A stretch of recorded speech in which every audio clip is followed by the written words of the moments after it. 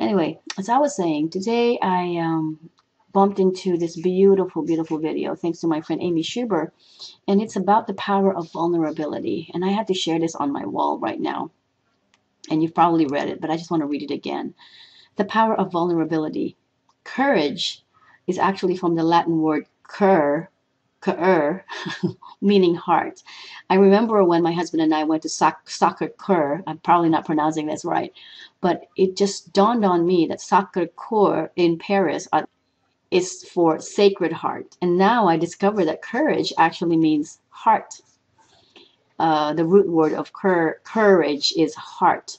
But what it really means is to tell the story of who you are with all your whole heart.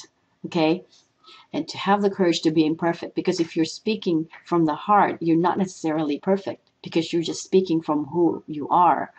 And compassion is to be kind to yourself first, then to others. I mean, it's so true. How could you be kind to others when you can even give yourself the time of day to be kind to you?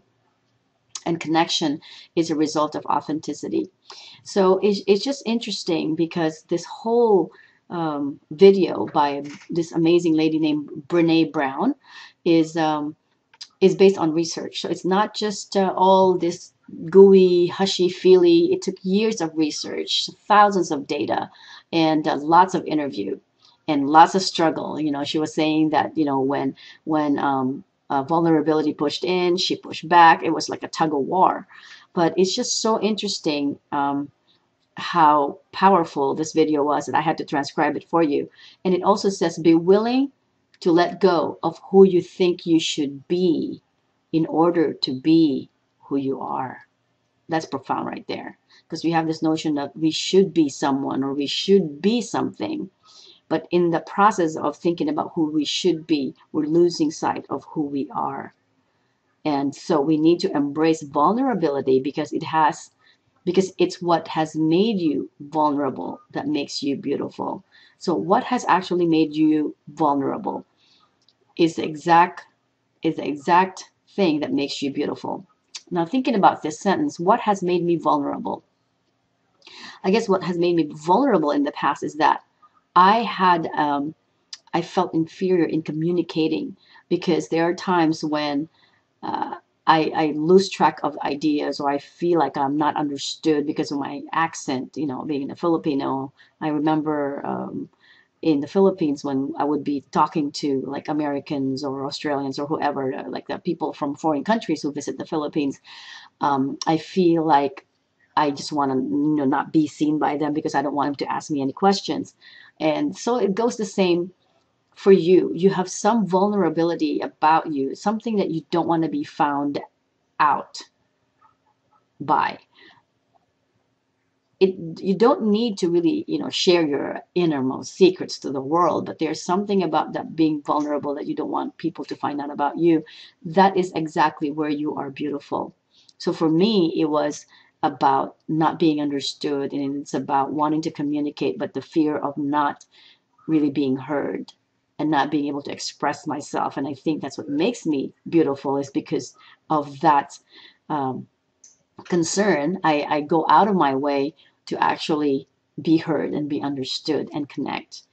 And then have the willingness to say I love you first. How many times in a conversation or in a new relationship, whether with friends or relationships in our lives, family and stuff, we connect with people, but we're kind of cautious in saying I love you first. Like, ooh, what are they gonna think if I tell them I love them first?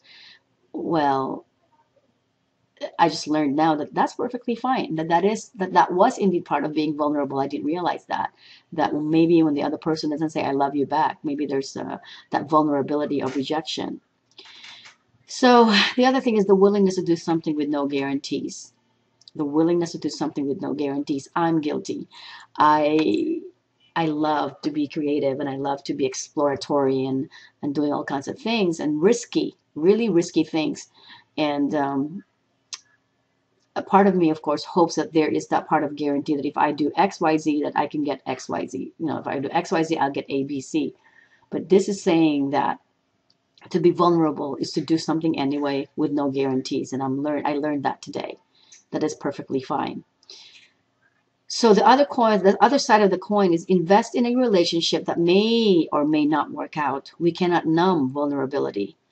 When we numb vulnerability and other negative emotions, we also numb everything else. That is powerful. You cannot separate your emotions. Your emotions make you. So if you numb and dumb yourself, then you also numb and dumb the other good emotions that go with it. You just can't numb the bad part. So you need to learn how to embrace the bad part and do something beautiful with it. So, joy, love, and compassion, those are emotions you absolutely must never dumb or numb. So this is very interesting. We are wired for struggle, but worthy of love and belonging. To feel vulnerable means you are alive and that you are enough. That, I believe, is the most important key piece here in this whole video, is that we need to tell ourselves and our children that they are worthy. Because we've been told many times when we were kids, if you have nothing better to say, don't say it. That you're not worthy, or don't speak when you're not spoken to. I mean, those are very respectful principles, because we're just exercising respect. But at the same time, we take it a little bit far and we lose our worthiness in our process. I mean, not to mention when actually we were taught that, that we are bad or that we're guilty and we make mistakes. So just a reminder to tell your children that they are worthy, that they belong, that we all belong. It's just one community globally, that we belong to each other. We're all connected. And so I guess to feel vulnerable means you are alive and that you are enough. You are enough. And I guess I believe, not I guess, I believe that when we walk proudly and with certainty that we belong and that we are worthy of belonging, I guess we will feel enough, because we are enough. You are enough. All right, just a little quick video for you today. Emma Tibbins, the Relational Marketer. I'll see you soon.